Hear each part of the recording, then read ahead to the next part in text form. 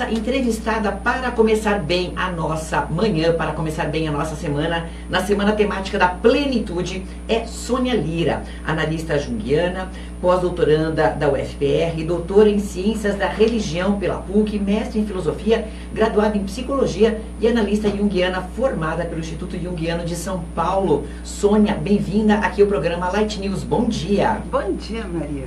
Bom, o nosso bate-papo com a Sônia é a atenção plena, o mindfulness. Como é a sua atenção? Esse é o nosso tema de hoje aqui no programa Light News.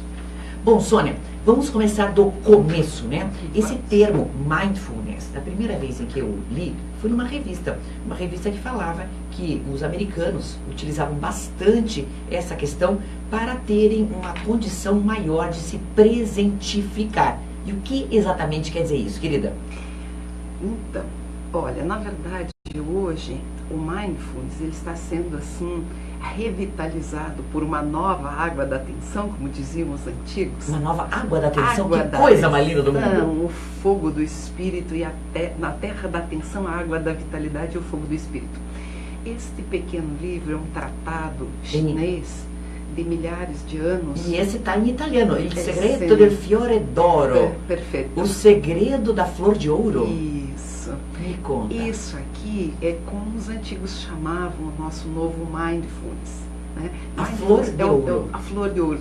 A flor de ouro é um estado mental. É um estado mental em que você está... você já voltou o seu olhar para dentro. Porque isso que você está falando assim, né? A atenção à música, a atenção ao programa, eu achei fantástico que nós estamos aqui numa semana em que o tema é a plenitude, né? Nossa, encaixa perfeitamente dentro disso. Então, assim, nós adoramos essa atenção, só que a nossa atenção, ela normalmente está voltada para fora. Certo. Né? Aos estímulos todos, em todo grande número que recebemos. Exatamente, exatamente, né? Então, hoje, por exemplo, o que a gente faz? Nós trabalhamos o corpo nas academias, o que é maravilhoso, né? Mas nós não aprendemos ainda a fazer os exercícios mentais que fazem com que a gente exercite a mente da mesma forma como exercitamos o corpo. Então, nós temos que fazer de determinado modo. Eu até, daqui a pouco, se você permitir, nós fazemos um pequeno exercício. Vai ser ótimo. Como é que se faz essa atenção? Né? Pelo menos é a forma como eu uso. Diferentes professores usam de muitos modos. Né? Bom, me conte uma coisa. Conhece-te a ti mesmo seria o princípio de tudo? Olha, é um excelente princípio, mas vai mais além do que o conhece-te a ti mesmo. Então conta pra nós, o que exatamente é? Olha, você está entendendo que como é um programa radiofônico, embora você esteja aparecendo na imagem do Facebook, você tem que ser assim, daquelas pessoas super didáticas. Pensa que é uma segunda-feira, claro, entre feriados, 7 e 5 da manhã, e quem está ouvindo a gente é porque não tem outro remédio senão ficar acordado, tá? A turma está acordando. Exatamente, né? Não é porque quer, tá? Não é porque quer, certamente que está nos ouvindo para distrair, porque tem que trabalhar. Então conta para nós. Não, nesse caso aqui não deve distrair, deve concentrar, certo, deve inverter, ok? Veja o seguinte, para que você comece qualquer tipo de prática de meditação ou de mindfulness, você precisa observar o corpo. Primeira coisa, observar o corpo. Isso mesmo que você está falando. Eu já acordo cansado, é segunda-feira, eu não queria estar trabalhando hoje, eu queria estar emendando feriado, mas eu não estou. Ou eu estou emendando feriado e ainda assim mesmo eu gostaria de estar sentindo uma sensação de vitalidade no meu corpo. Ok? Que é isso que nós queremos. Sim. Nós queremos sentir vitalidade, nós queremos sentir criatividade, nós queremos estar sempre apaixonados pela vida, por alguém, por alguma coisa. Não é isso que nós queremos. Certo. Né? Então, assim, esse estado de sonolência, ele se transforma num estado de despertar mesmo. O corpo todo fica desperto, como se você tivesse feito aquele exercício físico e estivesse assim em plena serotonina ativada, certo, né? Certo. Então veja o seguinte, o primeiro exercício é ancorar a atenção na respiração. E isso nós podemos fazer com o nosso ouvinte, com o nosso que nos assiste. Bom, e aí me conta uma coisa, ancorar a atenção na respiração quer dizer o quê? Ouvi-la, senti-la como? Isso, é ouvi-la, é senti-la, mas eu vou dar alguns passos que facilitam. Porque se eu disser, para preste atenção na sua respiração, em 1 segundo você se distrai. Certo. Tá? Mas se eu disser assim para você, compare a sua respiração, perceba se ela está pesada, se ela está leve, se ela está presa, Eu estou se ela suspirando. está solta. Suspirando de cansaço. Suspirando de cansaço. Então, observa o cansaço, onde no corpo ele está. Tá? Você faz uma espécie de varredura interna. E enquanto você faz isso, essas energias do cansaço, da sonolência, elas imediatamente vão entrando em contato com a sua consciência, e quando elas vão fazendo isso, você vai se sentindo transformada. Você propõe, São então, primeiros passos. você propõe inicialmente uma propriocepção física. Isso, Ou seja, exatamente. eu me volto para dentro, mas fisicamente. Isso, exatamente. Então, Senão você começo. não tem âncora. Você Certo. não tem onde observar, você não tem o que observar. Então começo a comparar com o que eu poderia perceber a minha respiração. Isso, Certo. exatamente. E Se aí, continue então com a respiração. Isso. Sinto isso, ela, sinto isso. forte, fraca, etc. Isso. E aí, que mais? Aí continua. Leve ou pesada, Certo. fluida ou presa. Normalmente ela está presa, ela não está fluindo. E normalmente, se você tiver um sintoma, uma dor, uma doença, né, você vai perceber muita alteração na sua respiração, ou se você tiver esse cansaço.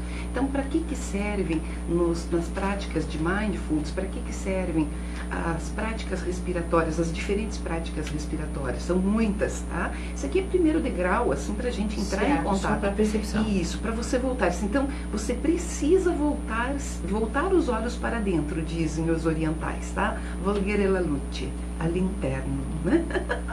Voltar para dentro. Então, quando você volta para dentro, começa essa água da vitalidade, ela começa a fluir. Por quê? Porque normalmente nós estamos com os nossos canais, que na verdade são psíquicos e espirituais, mas nós sentimos no corpo. Onde é que nós vamos sentir isso? Né? Então, o primeiro lugar onde nós temos que voltar os olhos é para o corpo. Por mais que pareça um paradoxo a tua primeira afirmação, porque você disse, em tempos em que a gente cuida muito do corpo, nós cuidamos pouco da nossa mente. Exatamente. Mas a primeira coisa que você faz é pedir para nós que prestemos atenção no corpo, é isso? Exatamente. Volte a luz, que você falou, né? Colocar a luz lá para dentro, Isso, né? Certo. Exatamente. Porque nós mesmo quando nós estamos praticando os exercícios físicos e tudo mais, a nossa mente normalmente está distraída. Ou nós estamos ao mesmo tempo que nós corremos na esteira, nós estamos vendo televisão, nós estamos vendo programas no nosso celular, mas estamos voltados para fora, né? Raramente alguém está observando delicadamente como é que o seu corpo está reagindo, como é que ele está vivendo, e nós podemos fazer isso o tempo todo, o dia todo. Então, nesse caso, o Mindfulness vai se tornar um modo de viver, o dia a dia, em que você, se você estiver sentindo vivaz, viva, muito fluida, isso significa que você já está bem avançada na prática do Mindfulness. Perfeito. Então, a primeira indicação é que você preste atenção em si próprio. Muito tempo isso, né? Porque aí nós vamos perceber o seguinte, não podemos estar o tempo inteiro só nos escutando e não prestando atenção no que está em volta, certo? Podemos. Opa! Leleque lé. Então me conta, vai. Podemos. Em estados avançados da prática, é isso que nós fazemos. Nós fazemos uma interação entre o mundo interno e o mundo externo. O mundo externo nos provoca e nós imediatamente contemplamos as reações sutis do mundo interno. Como é que isso afeta os nossos pensamentos, as nossas emoções, o nosso coração, dizem os grandes mestres.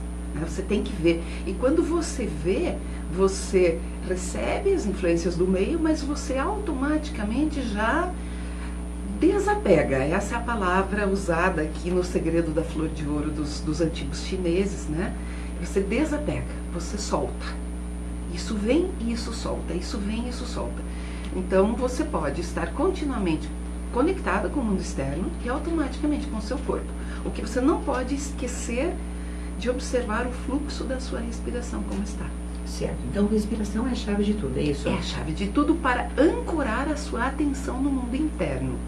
Certo. E aí, vamos lá. Uma vez ancorada essa percepção, Isso.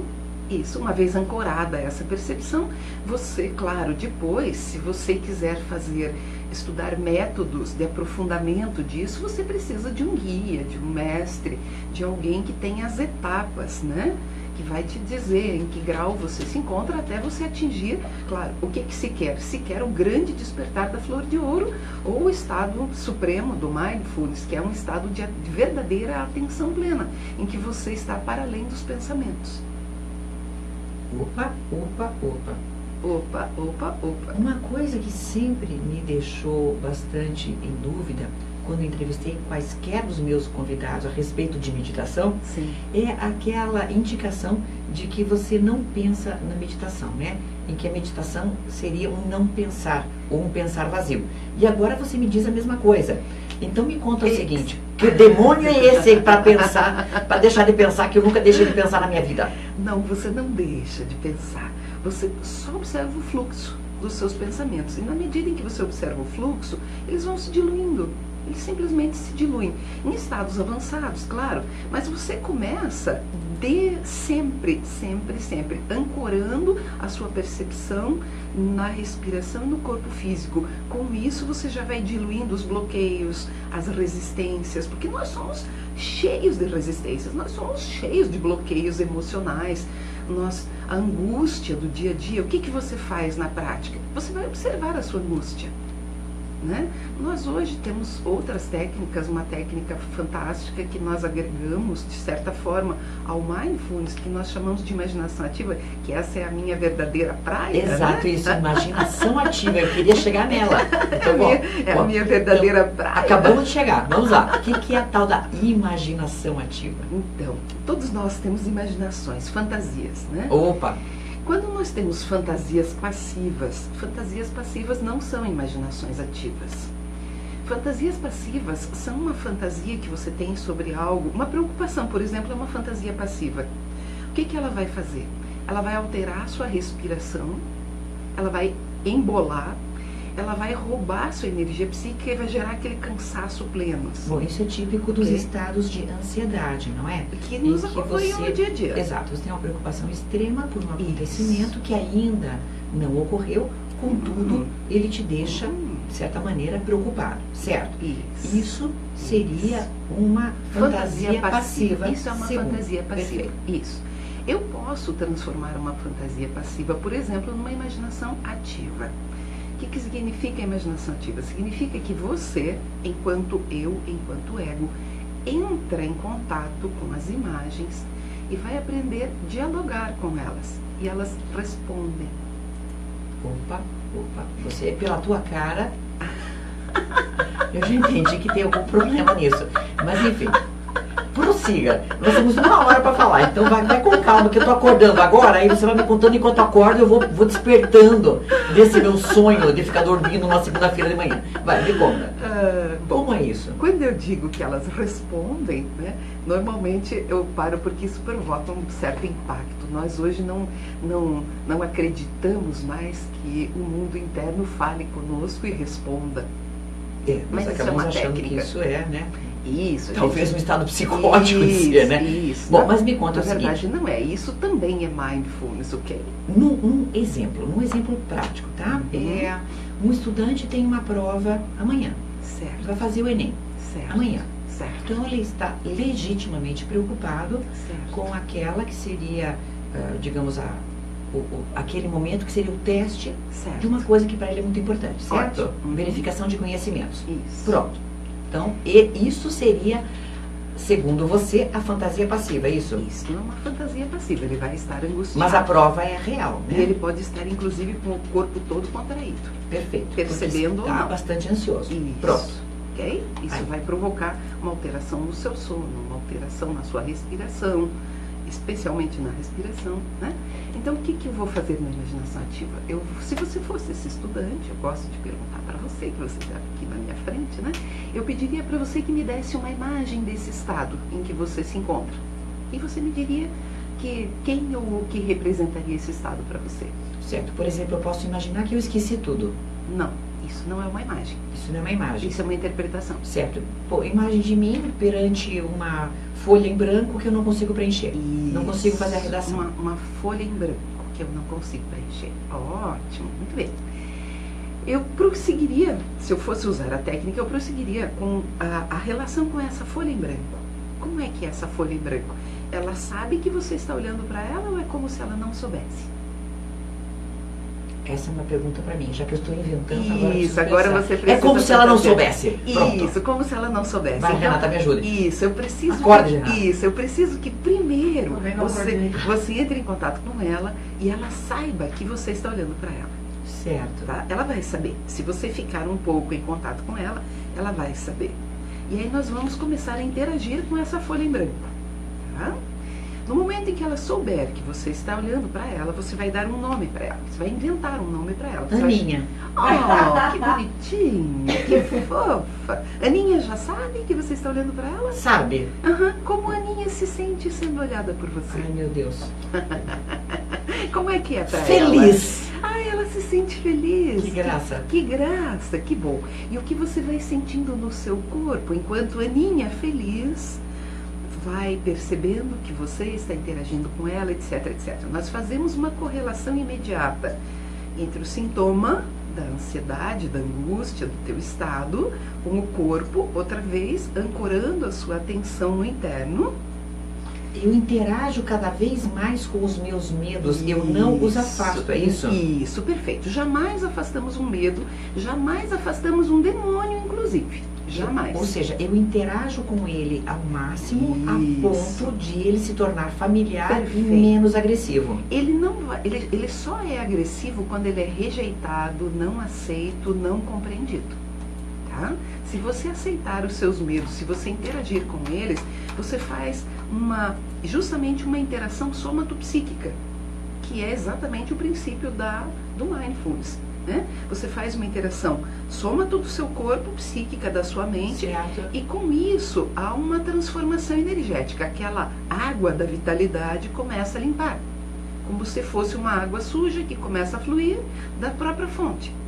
Consegue pensar isso? Consegue imaginar uma água fluindo? Ela vai limpando, ela vai ficando transparente, a sua respiração vai se modificando, o seu estado físico e psíquico vai se modificando. De modo que, no dia de amanhã, quando eu me confronto com aquela mesma folha em branco, aquela situação já me é familiar e eu já a superei, é isso? Não é por aí. Então vamos lá. Não é desse jeito. Tá? Vamos lá. Uau. Aqui existe um princípio de que as fantasias que emergem devem ser espontâneas e exclusivas para aquele momento, para aquela situação. Tá? Então, por exemplo, a Aninha, ela vai dialogar com você, vai ter um diálogo, que eu não vou provocar agora aqui, porque podem inclusive evocar coisas suas. Você está brincando, mas brincando a coisa vem, né? Tá? Então, a Aninha vai dialogar com você. Ela está feliz que você a encontrou e ela vai dizer coisas para você. Como é que é para ela ser encontrada por você? Se há algo que precisa acontecer entre você e ela, aqui e agora.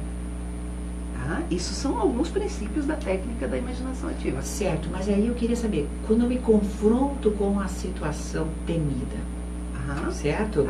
Uma vez que eu já a confrontei antes, de forma amigável, eu não vejo isso como uma interface mais amigável? Se isso tiver transformado, é irreversível.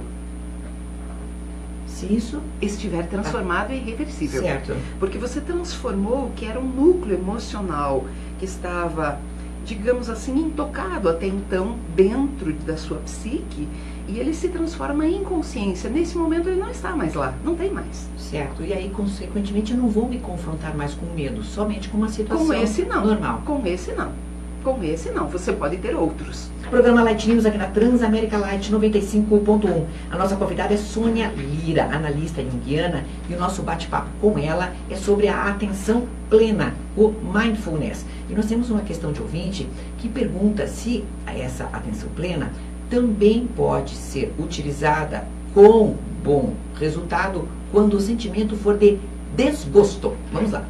Claro que pode. Então explica para nós uma forma prática. Uma forma prática. Onde você sente o desgosto no seu corpo? Onde você sente o desgosto? No seu corpo. No seu corpo. Muitas pessoas dizem que sentem no coração, né? Por isso, muitas vezes, o brasileiro é chamado de cordial, né? Sim. Porque está ali com o coração, né? Sim. Algumas pessoas dizem. Então, vamos supor que uma pessoa sinta-se angustiada e sinta o coração apertado, que é a resposta mais comum, né? Vamos lá. Ela vai observar esse coração, vai ver qual é vai me descrever todas as sensações, como é que é esse aperto, né? Se eu estiver num momento de trabalho, eu vou investigar qual foi o instante da sua vida em que isso se instalou aí, porque isso está aí muitas vezes há 20, 30, 40 anos, isso não se instalou agora. Né? Então, assim, quando foi que isso se instalou aí? Se eu for direto nesse ponto, porque o instante não é um tempo temporal, eu vou no tempo do inconsciente. E lá nós encontramos a origem desse desgosto, né? Dessa angústia. Se bem que a angústia é estrutural. Estrutural significa que ela precisa estar aí, porque é ela que vai conduzir a nossa vida para esses estados internos. Tá? Nós precisamos dela ou nós não vamos voltar os olhos para dentro. Certo. E aí, consequentemente, quando alguém tem uma sensação, tem digamos, um sentir interno ruim, qualquer que seja ele, essa pessoa pode, através da atenção plena naquele estado, melhorar isso, é isso? Pode. Claro, isso não é suficiente, digamos assim, em casos patológicos. Por exemplo, nós estávamos falando antes da imaginação ativa, nos casos de sintomas agudos, porque nós temos coisas leves, moderadas e graves, né? As coisas graves precisam de uma atenção plena total, junto com uma espécie de alter ego do terapeuta, porque você sozinho, se não tiver muita prática nisso, você não vai dar conta. O nosso ouvinte respondeu, ele disse que tem a dor no peito. Viu? Olha só. Eu pergunto para ele como se estivesse acontecendo o que no peito dele ou dela. O nosso ouvinte pode... Você vai respondendo, tá bom? Vai respondendo. Você é do número 1814, se você quiser, vai respondendo, e à medida que for respondendo, eu vou conversando aqui com a Sônia. Isso. Você veja que é bem precisa a minha pergunta, como se estivesse acontecendo o que no seu peito? Bom, e aí vamos continuar. Tem uma outra pergunta, que é da Sandra. A Sandra diz o seguinte: gostaria de saber se podemos e como podemos usar essa técnica para encarar a situação de uma doença grave. Como você me falou no intervalo sobre câncer, ou podemos falar sobre isso, uma doença grave, uma doença que está instalada na pessoa, então, para encarar a situação de uma doença grave. Podemos. Você vai fazer os mesmos procedimentos, você vai observar o que é que está acontecendo no seu corpo e vai aprender a encontrar a imagem que está na sua sensação física, e por trás dessa imagem tem uma emoção, ou atrás dessa emoção tem uma imagem. É isso que nós chamamos de alma, é isso que vai dar para nós essa noção de psique, né? Psique do grego, ânima do latim, alma do português, tudo a mesma coisa. É um conjunto de interação somatopsíquica. Essa alma, ela mora no corpo, então a grande maioria dos sintomas que nós pensamos que são físicos, na verdade não são somente físicos, eles são a manifestação das angústias dessa alma, do chamado dessa alma que está querendo a nossa atenção, de preferência plena, né? E se essa preocupação for com outra pessoa? Falemos ainda dessa doença grave, mas claro, a doença grave não é minha, claro, é de alguém que eu quero muito bem, por exemplo. Alguém que você quer muito bem está provocando qual emoção em você? Então não é assim, eu não vou trabalhar o alguém que eu quero muito bem, eu vou voltar para aquilo que está sendo de novo provocado em mim. Ou seja, aqui, nesse trabalho, eu volto o tempo todo para dentro de mim, eu viro os olhos para dentro. Então, o outro externo, a situação externa, ela me provoca algo, ela evoca em mim aquilo que já está em mim. Minhas angústias, meus medos, meus apegos, meus ressentimentos, minhas vinganças, Sônia, tudo dentro de mim. Você não acha que se todo mundo pensasse assim, ia ter menos briga na internet por causa de partido político? Olha, ia ter menos briga em todos os lugares. Porque vamos combinar, se cada um se preocupasse com o seu interior, né, seria fantástico. Por que eu estou incomodado com tal posição? Por que eu estou desse jeito? O que é que eu estou sentindo onde no corpo? Né? Eu encher menos o saco das outras pessoas, não é? Certeza. Isso tecnicamente significaria que nós estamos nos projetando menos no meio à nossa volta e nos voltando para nós mesmos. Então, isso é o objetivo do Mindfulness, esse é o objetivo da técnica da imaginação ativa, que eu até comentava com você, que então hoje nós temos um pós-graduação com imaginação ativa, para você ter uma ideia, primeira vez no Brasil, né? E temos assim muitas coisas acontecendo pela primeira vez no Brasil, trazendo toda essa técnica para cá, que é justamente para isso, para tentar ajudar o mundo, as pessoas, a ter um outro olhar, né? Claro que vai evitar imensos conflitos se você conseguir olhar para você, ao invés de olhar para fora. Bem, temos uma questão que é bastante longa, de uma pessoa que provavelmente já está introduzida nas técnicas. Eu vou ler o que ele escreveu, tá? Claro. Como a autora lida com os detratores do Mindfulness? Explico. Estou tentando fechar uma palestra com um psicólogo que também é especialista em Mindfulness. Outros membros da comissão gostaram da apresentação do palestrante, mas acharam caro para fazer o curso, já que tudo pode ser encontrado nos livros de John Kabat-Zinn. Na minha humilde opinião, precisamos de um mestre, professor ou pessoa mais experiente para nos guiar em quaisquer práticas, e os livros são suporte para esse aprendizado. Voltando à pergunta, a Sônia enfrenta muita descrença entre o público em geral? Pergunta Alexandre, e continua. E como tenho interesse no assunto, em praticar, se possível, ser condutor de práticas, preciso de alguma formação específica? Onde faço o curso sobre Mindfulness? Muito bem, Alexandre, precisamos sim. Por quê?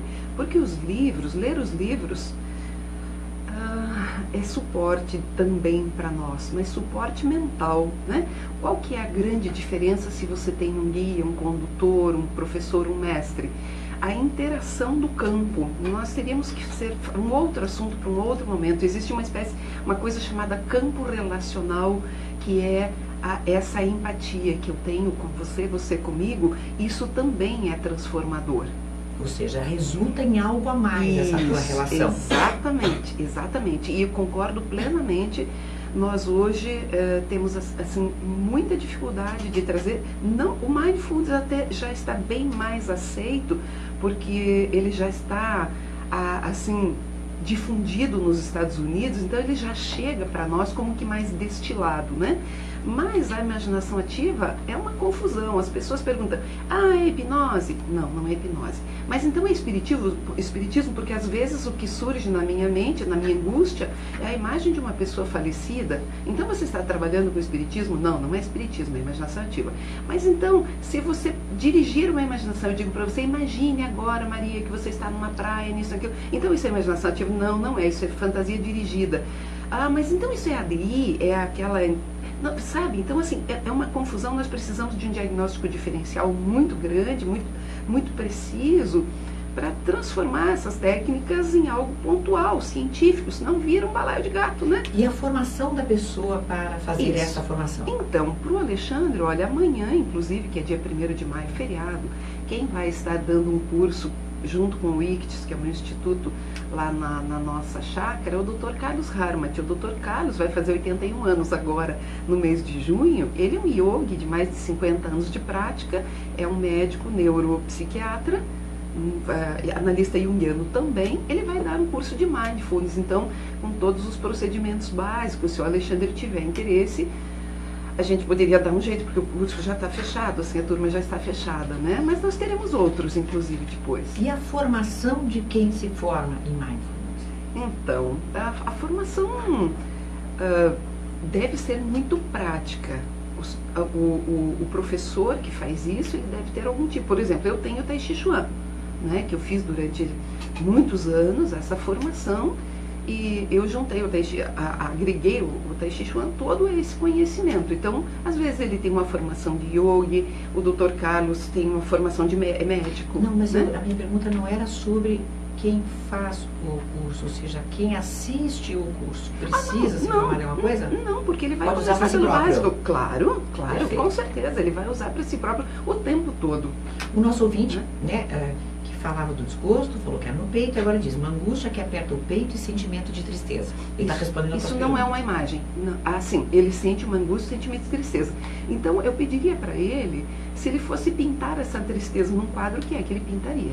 Vamos lá. E aí, outra pessoa está perguntando, agora uma outra, tá? Opa. Quando sentimos angústia, o que fazer? Fico tão angustiada que me sinto sufocada. Tem um nó na minha garganta que aperta cada vez mais. Que técnica usar? Aham, pois é. Veja, eu não posso dar uma aula de técnica aqui, que não é o lugar apropriado, mas eu posso dar alguns pareceres, né? Quando nós temos um nó na garganta, nós temos... Veja, isso aqui é o canal da respiração, isso aqui está travado, muitas vezes, embolado, trancado. De novo, nós vamos lá, isso aqui precisa desobstruir ou o fluxo da minha energia psíquica não vai acontecer e eu vou adoecer. Eu vou adoecer, seja psíquica, seja fisicamente. Você veja como você já vai prestando atenção no seu corpo e você vai encontrando onde estão os bloqueios, já no peito, na garganta. Isso, dependendo do tempo em que isso fique aí, isso fere o corpo de um jeito que você precisa extirpar com a medicina. A Roseli Pardim pergunta, desculpa, perdi o começo, essa técnica é feita por sessões? Bem, vamos analisar uma coisa, né? A Sônia Lira é analista junguiana, tem uma formação bastante sólida, né? Graduada em psicologia, pós-doutoranda na UFPR, doutora em ciência da religião, mestre em filosofia, quer dizer, você tem essa formação sólida e você atende no seu consultório como analista junguiana, é isso? Isso, exatamente. Isso, e isso é feito por sessões. Isso é feito por sessões, mas eu também sou professora dessa técnica, eu dou muitos cursos dessa técnica. Para que a pessoa possa utilizar em si própria. Eu dou inclusive para leigos, porque não dou só para profissionais. Claro, tem profissionais em formação, mas os leigos podem utilizar e praticar. Você começa com essa atenção plena, você começa observando o seu corpo e as suas reações, e isso já vai colocando você em contato com você mesmo. Esse é o começo do autoconhecimento. E Sônia, o nosso ouvinte que você foi seguindo pouco a pouco, ele foi respondendo as suas perguntas, tá? E quando o sentimento for de desgosto, como lidar através do mindfulness, aí ele disse que a dor dele era no peito, angústia que aperta o peito e sentimento de tristeza, e agora ele responde que tem a imagem de uma criança que chora. Isso, parabéns, conseguiu um profundo estado de atenção. Certo. E aí agora você não posso disse, prosseguir. Certo. Bom, fazer um quadro, né? Aí Isso. o que ele faria? Ele conversaria com essa criança, é isso? Isso. Daí eu preciso direcioná-lo para ver se é uma criança conhecida, desconhecida, se é viva, se é falecida. E aí você começa a entrar daí melhor nessa imagem. Isso, nós vamos ampliar essa imagem, né? Ele vai nominar essa imagem, vai dar uma identidade para essa imagem e depois nós vamos colocar essas duas instâncias em diálogo. Ele, representante da sua consciência, e essa criança, nesse momento, representando esse núcleo emocional do seu inconsciente, essa tristeza. Nessa interação vai haver uma transformação. Sônia, no intervalo, a gente batia papo sobre o quanto óbvia parece essa técnica. Óbvia por óbvia, não estou dizendo, obviamente, que isto não dá um valor a ela, né? Sim. Mas é óbvia porque me parece evidente que nós tenhamos que ter um contato profundo com nós mesmos, né?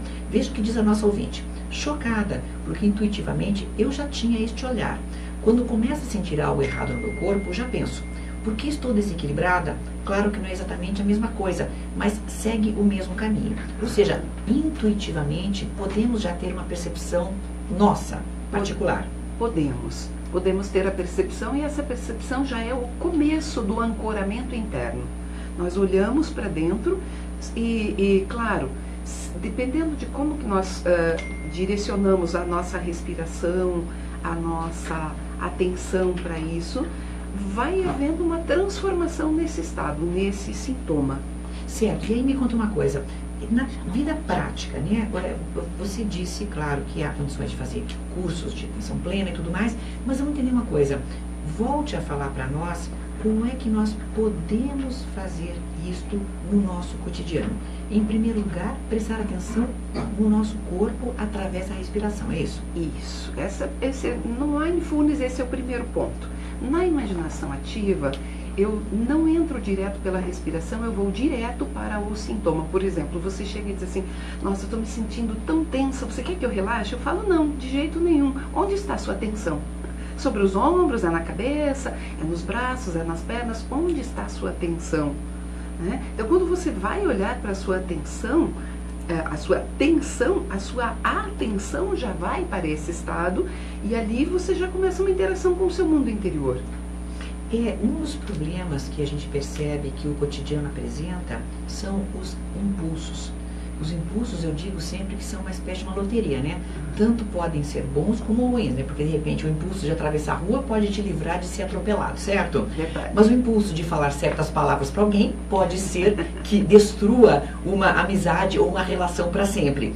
Como lidar com os impulsos através do mindfulness? Porque você me passa uma imagem do mindfulness como se fosse uma coisa de yogis, pessoas zen, calmas. Não é, Renata Clapes? Como nós. Pessoas light, pessoas assim super por dentro do que está acontecendo e que jamais cedem a seus vãos impulsos. Então conta para nós, como é que funciona o impulso no mindfulness? Esse impulso que muitas vezes é bom, mas muitas vezes é ruim. Bom, se você já deu o barraco... Olha... Agora volta para o corpo. Certo. Se não deu o barraco, já voltou para o corpo antes. Certo. Então me conta, né? Como não dar piti? Como não dar piti? Quando você está prestes a dar piti, alguém evocou forças tremendas dentro de você. Forças tremendas, isso mesmo. Não precisa evitar de dar pitis no mundo. Não precisa. Faz parte do mundo dar alguns pitis, né? Às vezes corrigir pessoas. Claro que alguns yogis avançados raramente vão ter um piti no mundo. Raramente. Eu não sei se você já viu uma charge do Porta dos Fundos sobre a monja Coen. Que diz? Não, você tem que assistir. Então, isso aí é um sketch, né, do Porta dos Fundos no YouTube, tá? Sei, então você coloca lá, meditação, você vai ver o que eu quero dizer. Ela tem um chilique, ela tem mas enfim. Pode ter chilique quando quiser, não é problema. O problema é assim, o chilique é passageiro, o chilique vai ficar ronronando, rançando dentro de você depois. Né? Um chilique passageiro faz parte da vida e ele marca a nossa presença, marca a presença do outro, enfim, faz parte da vida, né? Certo, quem nunca, não é? Quem nunca? Mas o que você faz disso depois? Isso, a questão é assim, esse chilique vai gerar o que em você ou no outro, no seu meio, né? Se você ficar com ressentimentos a partir do que você também ouviu, porque você vai dar o chilique, também vai receber coisas, não é? Tá? Então, assim, se você ficar com ressentimento, você provavelmente vai ficar remoendo isso dentro de você e isso pode se estender por alguns dias, alguns meses, alguns anos. Depende de como é que você vai lidar com o que ele afetou. Bom, não necessariamente é um chilique, contudo, é algo que incomoda muitas pessoas. Eu falo sobre o bruxismo, que é alvo de uma pesquisa inédita tua, que você acabou apresentando no exterior e tudo mais. Então me conta, o bruxismo seria o quê? Seria o fato de pessoas fecharem muito as suas mandíbulas durante a noite e com isso pressionarem os dentes, é isso? Veja, esse é o nome que a ciência deu para um conjunto de sintomas. Você pode inclusive ter dor de cabeça, dores na nuca, essa tensão nos ombros ou toda essa região. Então, todo esse conjunto de sintomas nessa região da cabeça foi designada com o nome de bruxismo, né? Certo. Como foi teu estudo? Então, meu estudo foi feito com uma odontóloga, que é minha amiga. Nós fizemos primeiro com ela, eu posso falar porque ela não é segredo, ela já contou para o mundo. Eu fiz uma sessão para ela porque ela tinha pânico de sangue. Não podia mais ver sangue, ia deixar a profissão. Deixar a profissão. Fizemos uma sessão e ela simplesmente uma única sessão. Com isso, ela ficou muito apaixonada pelo trabalho e me propôs fazermos, junto com a doutora Daniela Boleta, lá da Unipar de Cascavel, uma pesquisa com 30 pacientes. E nós fizemos a nossa primeira pesquisa em 2011, levou 2 anos até que nós processássemos tudo. Elas fizeram todas as medições, as tensões, quem usava placa meio relaxante, medicação, não sei o que, fizemos toda a anamnese do paciente. Elas fizeram as 2 antes, a doutora Tânia Zaura e a Daniela Boleta. Eu fiz uma sessão de imaginação ativa. Medimos, elas mediram tudo outra vez. Uma sessão com cada um desses sujeitos da tua pesquisa, tá? Exatamente. Nós tivemos em torno de 67% de retirada de placa, medicação e tudo mais. Aí nós ficamos muito impressionados, porque eu também nunca tinha feito uma pesquisa com isso. Hoje já estou abrindo as pesquisas para uma série de outras patologias e psicopatologias. E nós fizemos esse trabalho e depois de 18 meses nós atendemos os mesmos pacientes para ver o que tinha acontecido com eles, se o sintoma tinha voltado, não tinha voltado, e o sintoma eles estavam livres daquilo que eles foram buscar na sessão. Ou seja, houve remissão completa em 67% dos pacientes? Isso. E aqueles que não tiveram a remissão, você fez novas sessões? Então, veja que engraçado. Uma das pacientes, eu disse para ela, mas interessante, porque você não tem esse sintoma, não aparece nada. Então, ela é uma das que não teve resultado, entre aspas, porque, na verdade, ela me disse, não, mas eu tenho. Eu falei, não, mas não aparece. O que você tem? Aí, por fim, ela confessou. Mas como assim? Você não tem, não aparece sintoma. Não tem como fazer imaginação ativa com você. Pai, que eu sou dentista, eu estava só curiosa e queria ver como é que era. Então essa é uma das que não deu para colocar nas medições.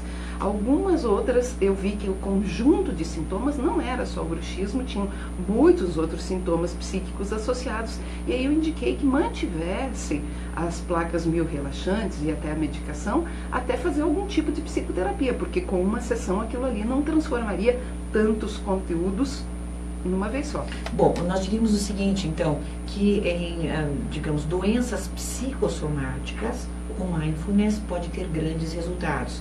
Inclusive aquelas afecções de pele, por exemplo, que são psicossomáticas, você diria isso? Todo tipo de sintomas. Todo tipo de sintomas. Hoje, para você ter uma ideia, eu apresentei um caso clínico nos Estados Unidos da síndrome de Sjögren, que é uma doença autoimune. Né? Então, até então, ninguém tinha feito isso. Nós fizemos de novo, porque nós tínhamos como medir os líquidos no corpo da paciente antes e depois da aplicação de 1 hora de imaginação ativa. Como foi a tua trajetória pessoal em torno disso? É claro, a gente sabe que um analista junguiano, ele está mais aberto, claro, né? A várias outras culturas, mesmo porque, né, vocês acreditam que haja uma correlação profunda entre aquilo que acontece em diversas partes do mundo, em diversas culturas, em diversos momentos. É óbvio que isso já é da tua natureza, mas como foi que você foi da análise junguiana se especializando no mindfulness? Olha, eu não sou propriamente uma especialista de mindfulness, eu sou uma estudiosa e praticante de mindfulness, mas o meu foco essencial é a imaginação ativa, né? Porque eu não sou uma yogi. Se eu fosse uma yogi, eu poderia mais e mais me dizer uma professora de mindfulness. Certo, mas a tua trajetória para estudar, por exemplo, então, na China? Eu estudei Tai Chi Chuan durante 5 anos com um professor chinês. Como é que você começou a estudar Tai Chi Chuan? Vamos lá para trás. Bom, eu procurei, veja, é uma história bem engraçada. Não me conta. Eu queria, claro, fiz análise durante 15 anos e fiz muita formação pessoal, né? Mas eu procurei um professor chinês na época e ele falou para mim, não, olha, não estou dando Tai Chi Chuan, eu queria aula particular. Ele falou, não estou, a senhora vá para casa e pense se quer mesmo. Só vá para o YouTube. Uma semana depois ele disse, daí se quiser mesmo volte. Eu voltei e falei, professor, eu quero mesmo. Ele disse, senhora me dá a palavra de honra que vai fazer até o fim? Eu falei, claro. Você não sabe o que eu fiz. Ele sentava para tomar chá e eu ficava feito uma... Ele não dava aula, é isso? Dava, mas estava controlando meus impulsos, meus petis, entendeu? Ele estava me ensinando coisas que eu jamais imaginei. Eu fiz isso durante 5 anos, 4 horas por semana, em particular com ele. Eu fiz 3.600 e não sei quantas horas dessa prática. Óbvio que Tai Chi Chuan está implícito todo o mindfulness, porque era prática de respiração, práticas corporais, tudo isso associado com essa observação interna. Então, eu comecei e fiz isso. Depois eu fiz aquarela chinesa com outro professor chinês durante vários anos. De pintar mesmo, vários anos. Aí também, esse professor, assim, enquanto desenho não estiver vivo, fica pintando folha de bambu. Pintamos folha de bambu por 4 anos. Peraí, folha de bambu, aquela folhinha fininha? Aquela folhinha fininha. Mas juntava elas para pintar ou pintava cada uma? Não, pintava, você tinha que pintar. Não, você pinta da sua mente, tá? Mas ela tinha que ficar num estado que ele disse, enquanto não estiver viva, peraí.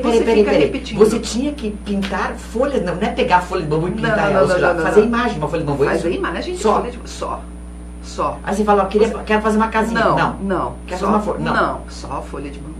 Mas você deve ser boa em fazer folha de 4 bambu. anos. São bonitas as suas folhas de bambu? Depois a gente tem que fazer opção. Mas eu também fiz Shodo, ou Shude, que é aquela arte japonesa de escrever com pincel, né? Fiz vários anos com uma professora japonesa também. Por que essa fixação com o Oriente, Fofolândia? Eu tenho paixão pelo Oriente, eu amo o Oriente. Me conta, como é que começou? Vai lá pra trás. Não sei, eu tinha 9 anos e pintei um oriental, e eu vivia numa cidadezinha. Onde você morava? Eu nasci em Videira, Santa Catarina. Vivia numa cidadezinha de 2.000 habitantes, nunca vi um oriental na minha vida. Fui ver depois, de adulta, né? Não tinha um oriental lá. E eu olhei aquilo em algum lugar e me apaixonei. E o Tai Chi Chuan, você achou esse chinês onde? Lá em Videira também? Não. Não, porque um chinês de Videira tá difícil. Não, eu vim de Videira muito jovem. Eu vim estudar aqui em Curitiba. E foi aqui em Curitiba que você achou esse chinês? Foi aqui que eu encontrei esse chinês. Obrigada por estar conosco, querida Sônia Lira. Imaginação Ativa é a página do Facebook dela. A Renata Clark já deixou tudo bem assinalado. E as pessoas que desejarem se aprofundar nas técnicas podem te procurar. Obrigada por estar conosco, tá, querida? Grande prazer. E obrigada por alegrar a nossa manhã Que do bom. feriado não emendado. Não é verdade? Obrigada, tá, verdade, querida? um beijo. Obrigada.